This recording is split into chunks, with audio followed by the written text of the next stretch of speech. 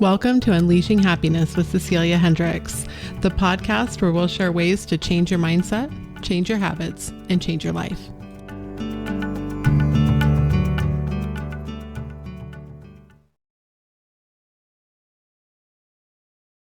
Hello, everybody. I am back. This is episode 3 of Unleashing Happiness, and I am so excited that you're here. I cannot wait to get started. I did want to share some exciting information that I am working on a couple of things that I can't wait to put out there for you.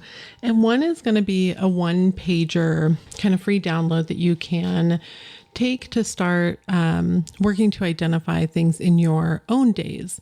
So it will have information for you to get started for your day, the way to map things out for you, and ways for you to start looking at your habits. So I'm going to have that one pager launched here within the next week or so. The best way to probably know once I have that up is I will definitely share it on my Instagram. So if you're not following me, make sure you go over there. It is Unleashing Happiness Podcast on Instagram. It's the same image that you see here with my podcast, so you should be able to identify me rather quickly.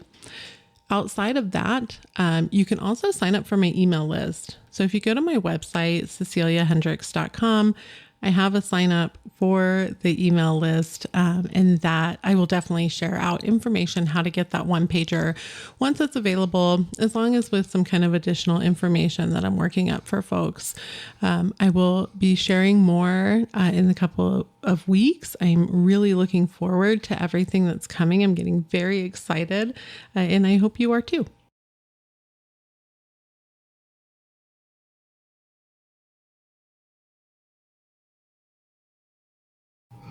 On today's episode, I've got a few things that I'd like to go over. The first is making some effort to see proof of what it is that you're working on.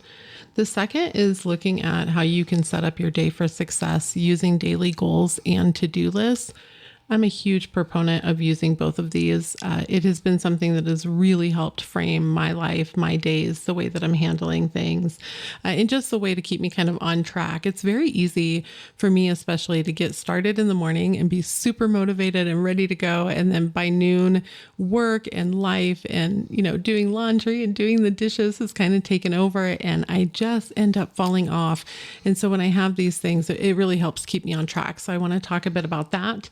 And then the other is to really talk about how you get what you believe, not what you want, and the ways to shift these beliefs, the ways to shift your perception, because these shifts are really going to be the things that you notice make the biggest difference for you.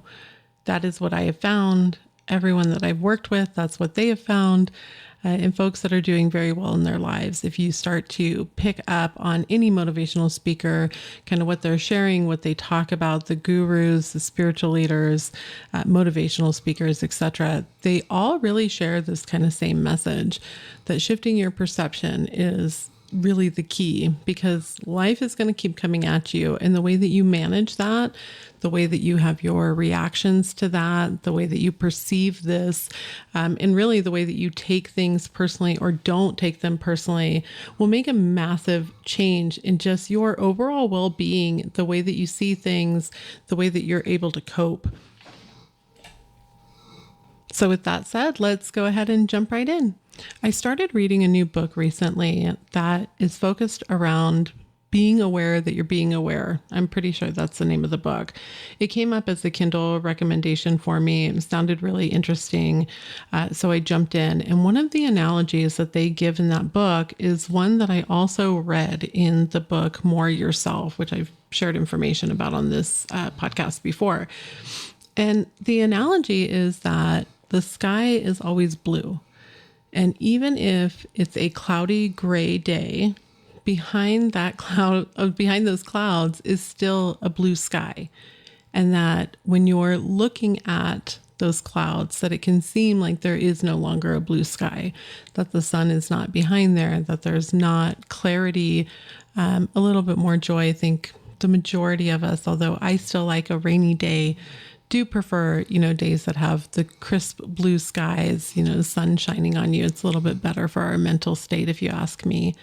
And the analogy was that the sky is not gray. The sky is still blue behind those clouds. And sometimes you can lose focus of that.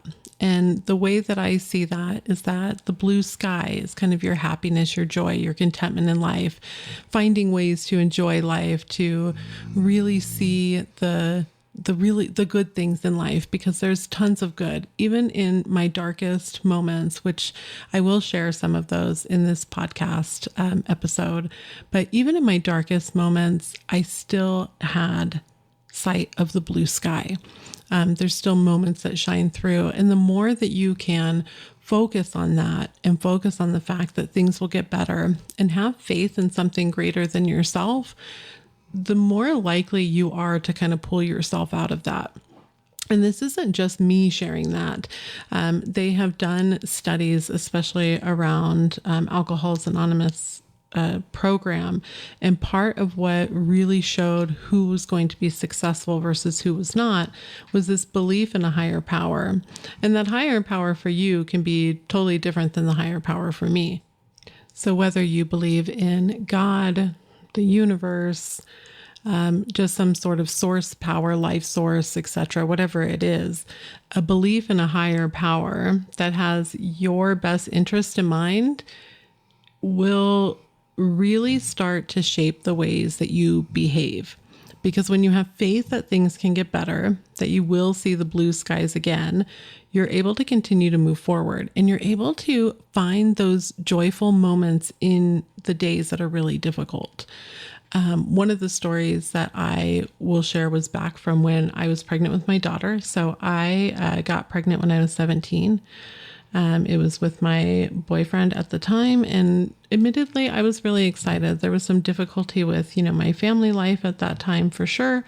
Having a teen pregnancy in the house was definitely difficult. But I remember one of the probably most heart-wrenching days for me was that when we first went in to hear her heartbeat. I was so excited about this. I just thought it was like remarkable that inside of me was another heartbeat, that at that point in time, there was two hearts beating, and it was just the most miraculous time in my life. Even though, I didn't feel the best, I was definitely struggling with, where my place was in the world. I, had parents that were understandably upset with the way, that my life was going and the choices that I was making. But we went to this doctor's appointment and I was just over the moon. And I had to have a procedure first that I did not want my boyfriend in the room for. I wasn't comfortable with that. And I asked him to go out to the waiting room. The pants that I were in did not have pockets, so I asked him to hold my car keys.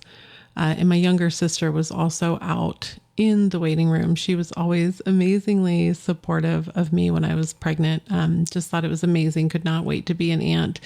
Her joy was definitely infectious when you look at, when I look back on that pregnancy. So I tell the doctor, okay, we do the procedure and I'm ready for my boyfriend to come back in so we can hear this heartbeat.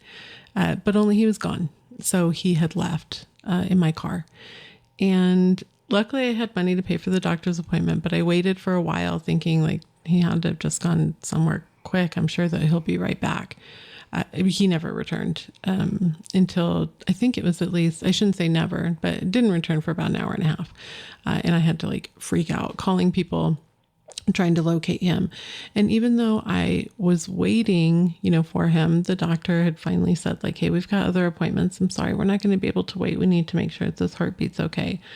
One of my biggest regrets was that I was so upset at the time that I didn't have my daughter come in, or I'm sorry, my daughter was with me no matter what.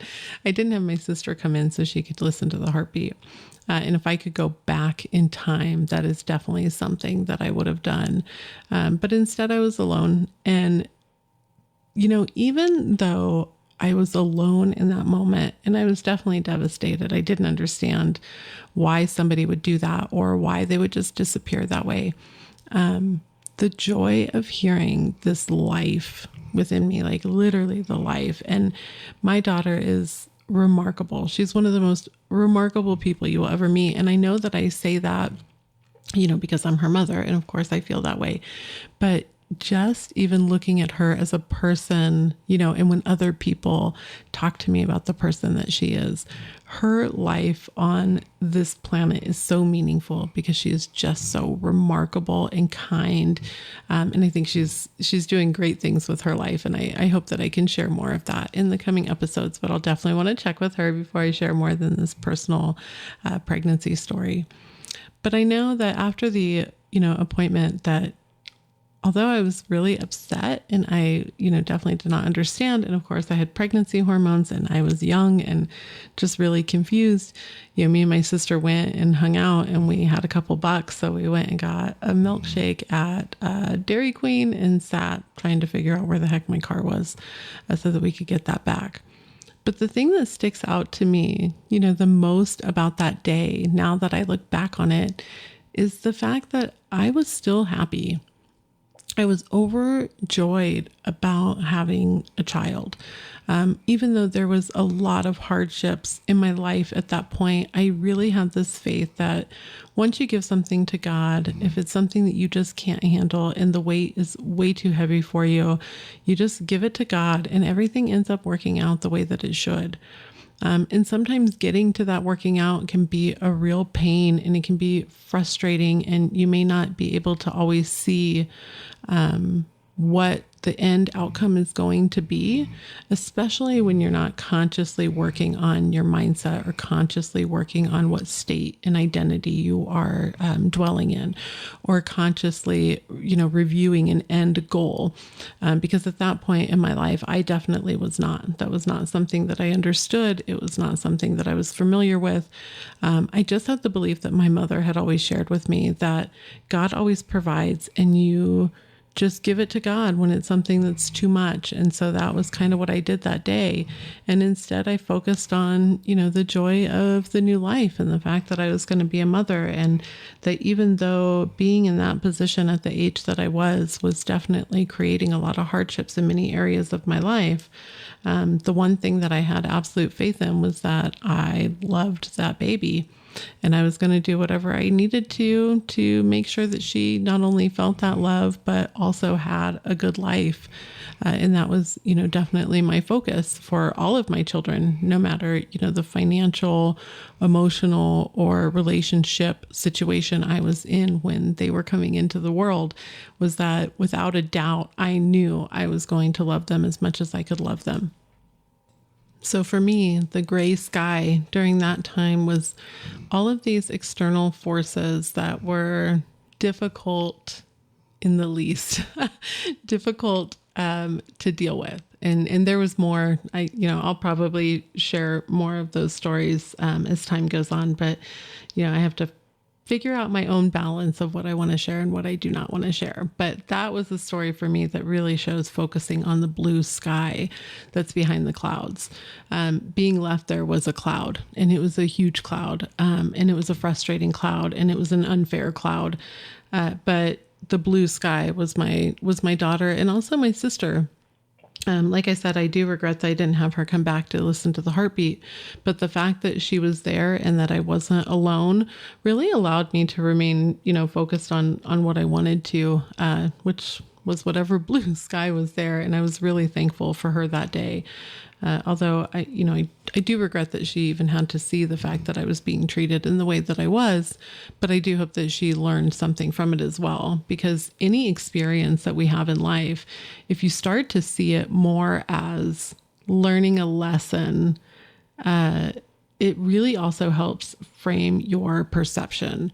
Sometimes it can be really difficult and really hard, but finding some sort of positive within any experience really shifts your own personal mindset and your own ability to deal with whatever is going on. This is what I found for myself, even in moments of very high emotional stress.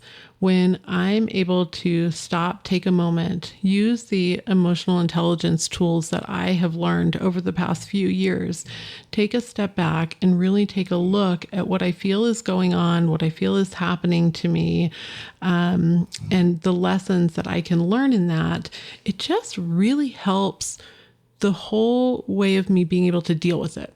So it helps me calm down, one, which is of the utmost importance. I have not always been somebody who dealt very well in high stress situations. Emotionally high stressful, I definitely could, but like recently my nephew cut his finger and I was thinking about, and it was like pretty gnarly and he had to go get stitches. And if I haven't shared before, all the children in my life are primo to me. Like these kids are my freaking world. And that includes my nieces and nephews. I think so stinking highly of them and my children. So you'll probably hear a lot of stories about them because I just adore them all. And they, of course, adore me without a doubt. But he cut his finger and I was thinking about how I would react had I been there if he had cut his finger. And a few years ago, I don't think I would have reacted very well, but I do think over the years, I have gotten better at being able to take a step back. I read something once, I'll have to find it, but I read something once that said your kind of emotional, like knee-jerk reaction takes about 90 seconds. So if you can get yourself through those 90 seconds, chill out, bring yourself back, use it something like a name it, tame it technique, use breathing exercises, calm yourself down, then you can actually address whatever the situation is. Whereas what continues to keep things on this high level, unable to focus, dwelling and like kind of going in a spiral is that you continue to make yourself relive it. And when I stopped and thought about some stressful situations for me that maybe I had continued to dwell over or struggled to get past and struggled to calm myself down, there was definitely a clear indication that I was continuing to relive that moment. And we can actually put our bodies, especially in areas of high stress, right back into the trauma with feelings. So we can relive that experience. And again, I want to add that when I'm talking about this kind of stuff, I am not a licensed therapist. There is definitely trauma that can happen to people and that may be part of your life, that getting professional help in your area is definitely the best way to go. No matter your belief system, I always firmly believe that when you get an answer, that answer can still be a medical support answer. So if you believe in the power of prayer and you turn to God and you say, hey, God, I need help here. I want to be happy and healthy in my mind over this really intense trauma that happened to me in my past. And then the responses that you find this amazing therapist who's got these new tools and new ways of talking, to me, that is God's answer to you. The answer doesn't always have to be in a way that doesn't make natural sense for it to be a miracle. It's still there for you. And I think a lot of times that's why people brush off the miracle of life, or don't, maybe brush off is a little harsh, but they don't pay as much attention to it because they feel like it's just a natural way of life. Well, how the heck did we ever get to a natural way of life? In these like natural things to happen for you to find this like amazing therapist. To me, that's God answering your prayers. God is coming to you and is saying, okay, you have shared that you want to be healthy. You want to be the healthiest version of you. I am healthy. I feel healthy. I am focused on health. I do things then every day that is to help my own health. And a lot of times that is presented to me in new information, new studies, new foods to eat, new ways to think about things, better sleep studies, etc. That doesn't make it less from God because it quote unquote came to me in a natural way, or one that somebody wouldn't think was like a miraculous, burning bush, I guess is the best way for me to put it. And that's just how I see things. So if you have some deep-rooted trauma and there are, sexual abuse or physical abuse or severe emotional abuse or non-severe emotional abuse, please do seek help in your area. If you are struggling getting, information only from a podcast is definitely probably not the way to go. And there's probably a lot of folks out there that could really help you. If you need help finding someone or you don't quite know where to start, please send me an email. I am definitely happy to help you find someone in your area. I will do my absolute best to at least get you on the right foot and get started. My email is unleashinghappiness@ceciliahendricks.com. If you are not in a position, though, where you feel like you need the support of a therapist, or you are already seeing a therapist and you are utilizing this podcast to kind of learn some additional information, additional tools, or just hearing it from somebody different, ways that might help you, then I hope that you are definitely finding this beneficial. So if you've not listened to my other episodes, definitely go back and do that if you're not familiar with like the Name It, Tame It, or some of the other emotional intelligence tools that I've shared, the ways to really dig into what your identity is, the way that you see yourself, and some really good questions to ask yourself if you're trying to figure out what it is that you want in life. What would bring you some joy to your day? What are ways that you can add happiness and see a bit more of those blue skies? I've also found that setting up for myself 3 daily goals is really beneficial to me. I actually started this with my mom. I think the first time that I told her I was going to have her do that, if looks could kill, I definitely would not be here with you today. But she ended up really enjoying it. And sometimes to get started, they can be really small daily goals. And I take this outside of my to-do list, which sometimes feels like it can be ever growing. And I'll talk about that here in a minute. But I take a look, okay, what do I really want to get accomplished today? So I ask myself the question, when I go to bed, what do I want to feel? So how do I want to feel about my day? Do I want to feel like I didn't do anything? Do I want to feel like I sat on the couch and was lazy? No? Okay, then let's figure out other ways and other things that I can do to make sure that I go to bed feeling the way that I want to feel about my day. A lot of times for me, that is feeling successful, productive, loved, desired. Those are really feelings that I kind of want to have in my day-to-day life. So those are usually the ones that I am focused on of how I want to feel when I go to bed. So what are some things then that I can do within my day to make sure that I feel that way? And a lot of times with the like love and desired, it's very focused for me on self-love and self-desire. So if I am self-prioritizing myself, which I want to send a shout out, I need to find the name, but someone on my YouTube video gave me that word instead of using selfish, and I absolutely love it, self-prioritizing.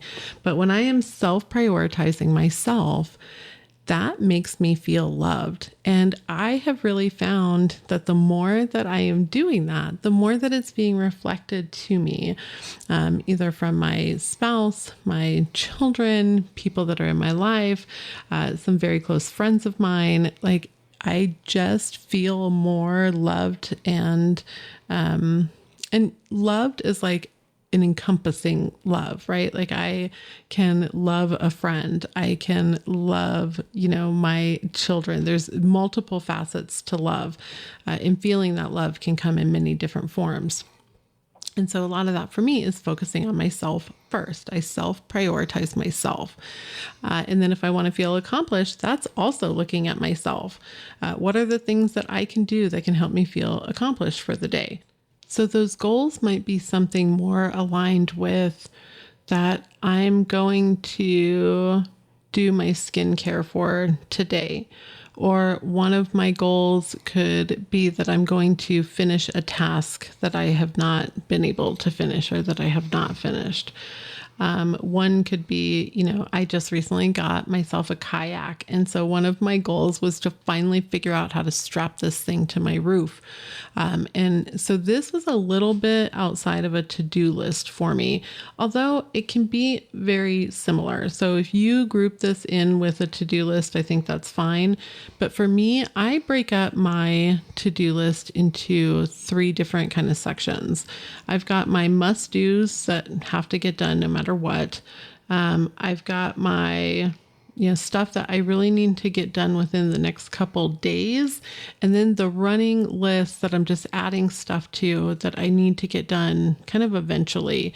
And some of that can be, that it's like a week out. Like let's say that I owe my boss a presentation, but it's not due until next Friday.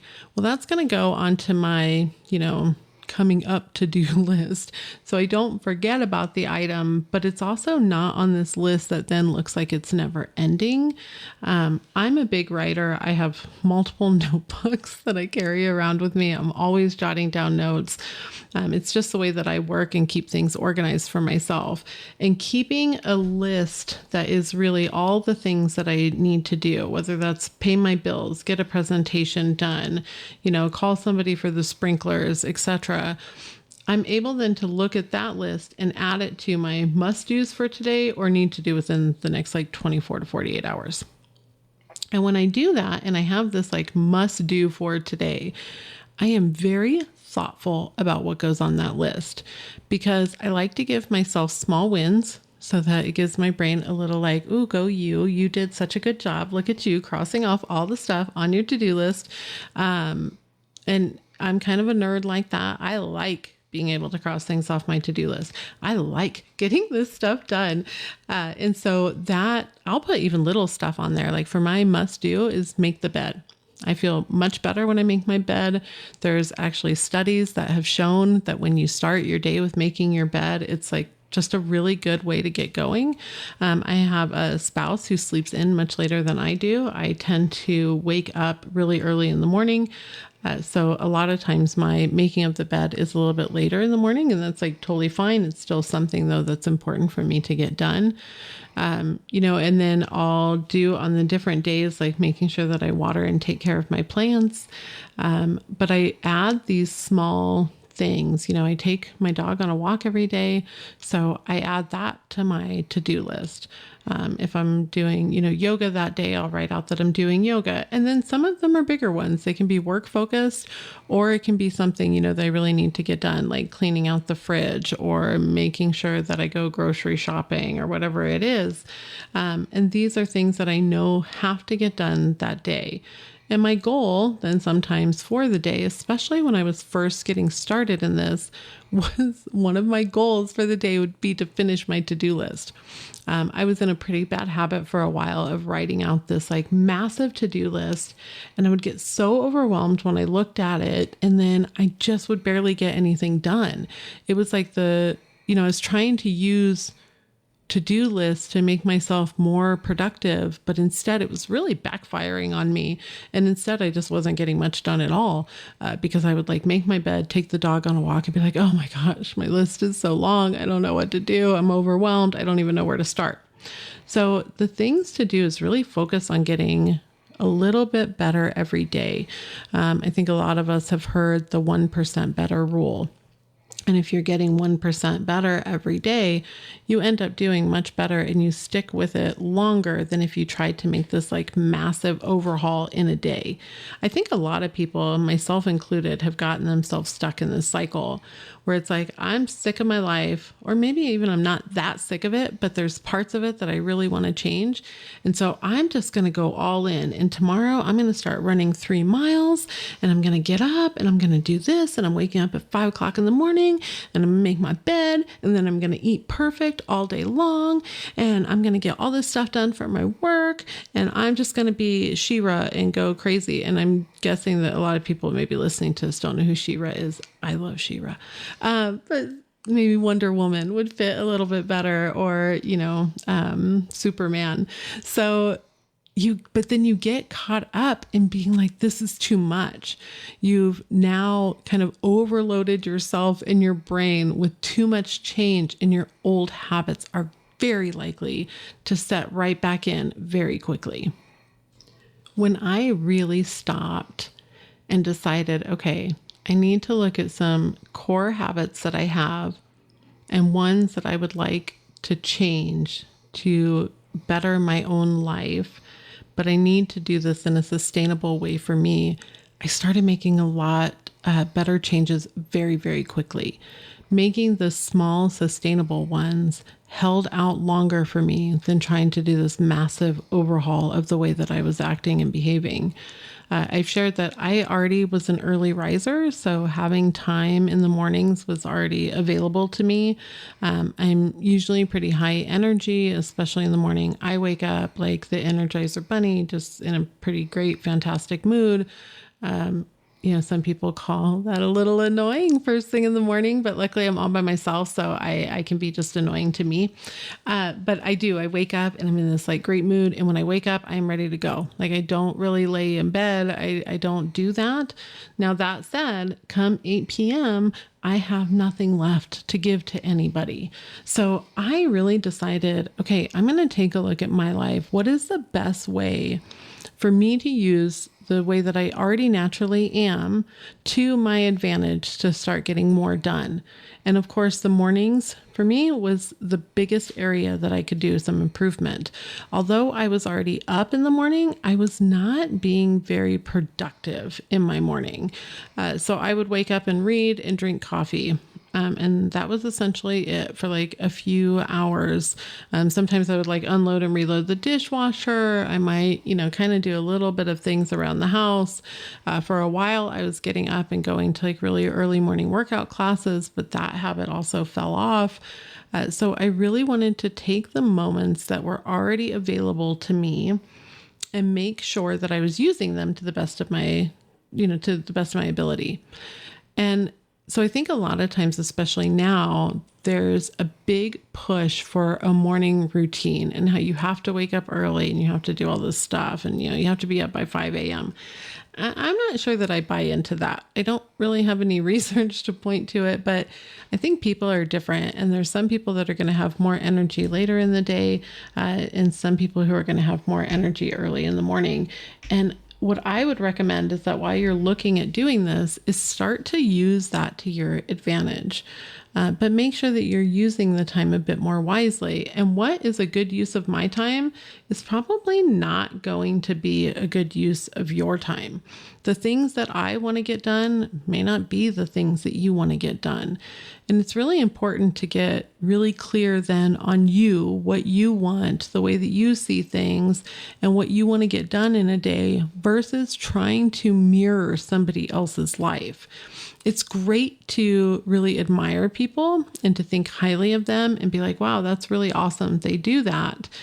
You can do that and take away from their life less of trying to mirror exactly what they do and more the habits that they're showing that are kind of core habits. So there might be little things that I think is really great for you to pick up on, like making the bed every morning. That is a nice way to come back into your room. It keeps your space clean and tidy, which I really think helps just kind of your mind and the way that you feel and not being cluttered.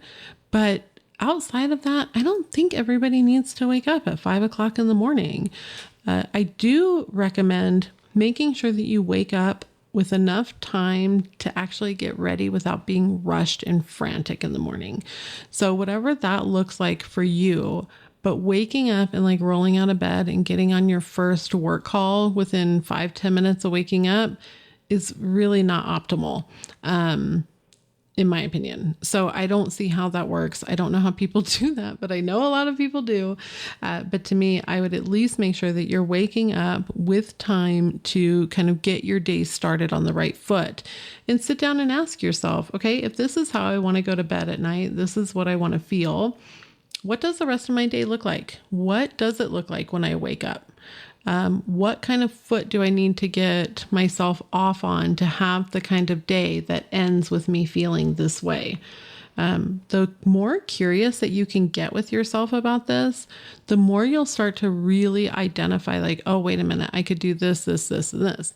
I have found like my eating habits had kind of fallen off for a while. I was in a bit of a struggling time and just, my eating habits had kind of fallen off. And I didn't like that I was gaining weight. I didn't like that some of my clothes weren't fitting. I didn't necessarily like the way that I was looking. And so I know when I go to bed at night, I want to feel good about my body. To me, that goes back to being loved, right? I can't show love and feel love if I'm so upset with like how my body currently looks. So to me, that was a big part of it. So what are the things that I could do during my day to feel healthier, better, and more loved by me when I go to bed? Well, some of that for me is eating better. making sure that the foods and the fuel that I'm giving my body is appropriate and makes me feel better throughout the day. I don't want to eat something that leaves me feeling bloated or sluggish, or that, I just can't barely move after I eat it. I want to have the energy. I want to get stuff done. And on that note, I also have days that I don't do much of anything, right? I still make sure that I get up and I go on my morning walk. I'll still do yoga. To me, these rest days have really changed from what they were a few years ago for sure. Whereas a rest day might literally be me sitting on the couch for the majority of the day, watching movies or kind of messing around on my phone all day. Whereas now they're a very short to-do list that's maybe, making the bed, doing my skincare because I love that. Maybe it'll have taking a bubble bath, reading a book. All of these things lead up to me feeling more successful, more healthy, more loved when I go to bed. And I think that's something important. Really focus on that kind of stuff. Decide the way that you want to feel about yourself and start changing your habits to align with that, and do it really small. I can very easily add, some better skincare to my day, or make sure that I wash my face every night to feel better just overall. And it's these little tiny changes that really start to have a domino effect into others. There was a study that was done with folks that did a food journal, and they kind of found that the people that were told to do a food journal just one day a week actually ended up having better habits, eating habits, and were more thoughtful the rest of the days of the week than the ones who were just told to kind of watch what they eat and kind of pay attention to it. So there's these little habits, they're usually called keystone habits, that can have a domino effect on the other things that you do, which is why I go back to recommending that you make the bed. But that does not mean that every single day has to be just filled to the brim with everything you can think of. It's okay to have a relaxing day. It's okay to have a day that you don't do laundry, or you don't do dishes, or you're not dusting or cleaning the floor. It's important actually to have those days. It's important to have those moments that is focused more on things that you enjoy and things that you want to do versus the stuff that maybe you feel like you have to do. And then the other recommendation is to start paying attention to things that happen that are in alignment with what you say you want to feel. So an example would say, okay, if I want to feel loved by the time I go to bed, start to pick up on the little things that happen throughout the day that make you feel loved or desired or wanted, or whatever that feeling is that you're trying to obtain. So maybe it's a stranger giving you a compliment. Maybe it's, someone holding the door open for you. Maybe it's your niece drawing you a card or sending you a picture randomly. Maybe it's a phone call from your mother. There's lots of different ways that you can do it. And even down to your pet, right? Really be thankful and notice that your pet gets so excited when you get home. And those little things start to kind of shift this habit and the way that you're perceiving the world to notice these things that you want to notice. It is really easy to get stuck in a habit of noticing more of the negative. And it's just as easy, though, no matter what the story is that you tell yourself, to start to notice the good moments as well.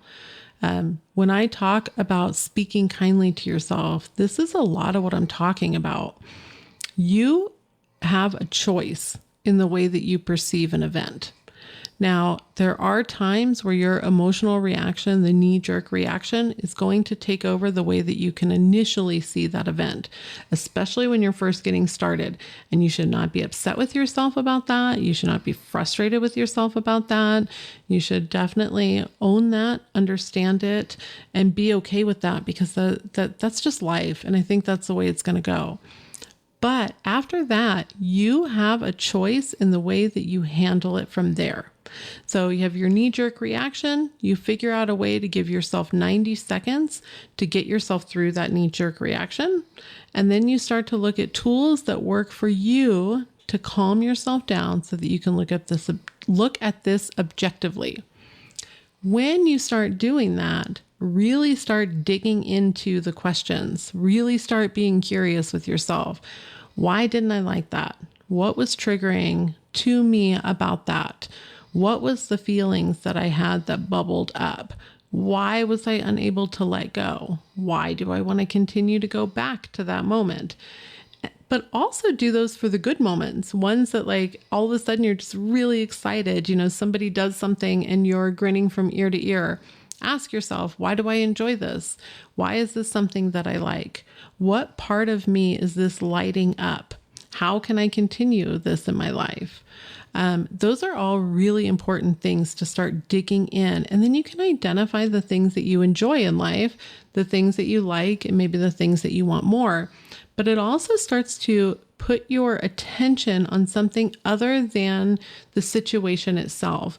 You become very internally focused. So you're looking more at yourself and your reactions versus this external event that you cannot control.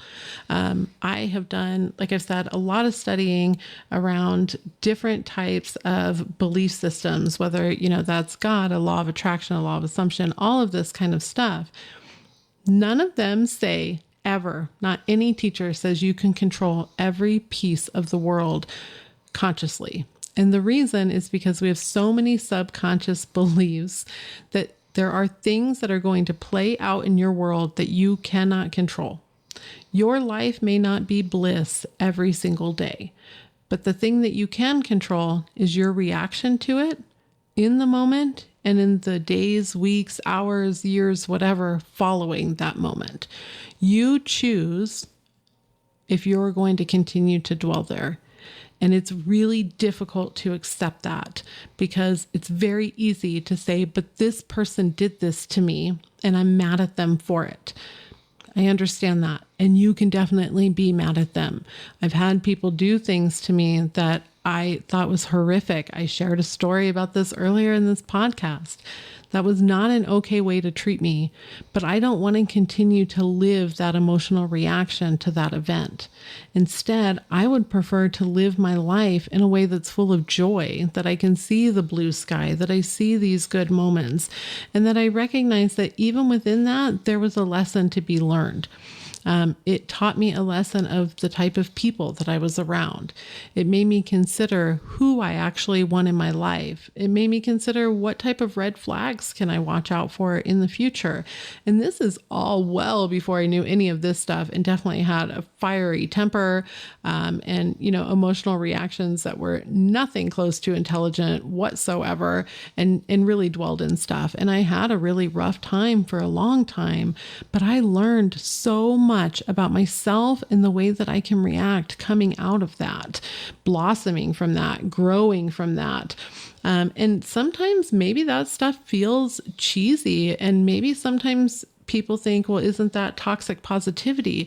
And I disagree. Toxic positivity to me is forcing yourself to feel good about something, even when it's crappy. So that no matter what's going on, that you're like, no, I'm just happy. I'm just so happy. And no, don't do that to yourself. Feel your emotions, be okay with them, but stop labeling them as like negative or that you don't want to be there. Just choose not to dwell in them, but become really curious about them. Why do I feel that way? What can I learn from this? What do I not want to continue in my life based on the way that this feels? Because your feelings are telling you something. There's a part of you that is screaming like, hey, pay attention to me. I'm trying to tell you something and you're not freaking listening. So I'm just going to keep going and nagging at you. So dig in. Okay, fine. What are you trying to tell me here? What am I trying to learn here? What am I missing here? And I really think this stuff it helps and it makes you feel better and it changes your perception of everything that's going on. And it's really remarkable. And it's helped me out in my life immensely. I think as a human being, I'm just a better human being now. I think I'm a better friend. I think I'm a better partner. I think I'm a better parent. I think I'm a better everything because of this stuff, because of taking a moment and really being thoughtful and having empathy for others and really being curious about myself and the way that things work. And I hope that you have found this episode helpful and are able to pick some pieces out of it. I have been so excited doing this. I really just am over the moon. I'm getting excited because the podcast has almost been downloaded 100 times and it's only my third episode. And I know compared to some other teachers and, podcast stuff, that's small bananas. But for me, this is huge. Like, people actually want to hear what I have to say. And that just feels so good because I'm so happy to be sharing it because of the ways that it has immensely changed and bettered my life. So I will be back again next Friday here. If you want kind of more information in between the posts, by all means, definitely go follow me on Instagram, Unleashing Happiness Podcast. And then also, you can find me on YouTube under Unleashing Happiness. I'm definitely posting there a couple more times a week than I am doing the podcast because these are longer episodes, such shorter little snippets of info. And if you are enjoying the podcast, please definitely subscribe. It helps me out quite a bit. And then it kind of lets me know that I am sharing the content that people want to hear, and I would love to hear from you. So either feel free to DM me on Instagram, shoot me an email. It's unleashinghappiness@ceciliahendricks.com. Leave a comment on my YouTube, whichever way you want to get in touch with me that's good with you. I would absolutely love to hear from you. So I hope you have a beautiful week, and until next time.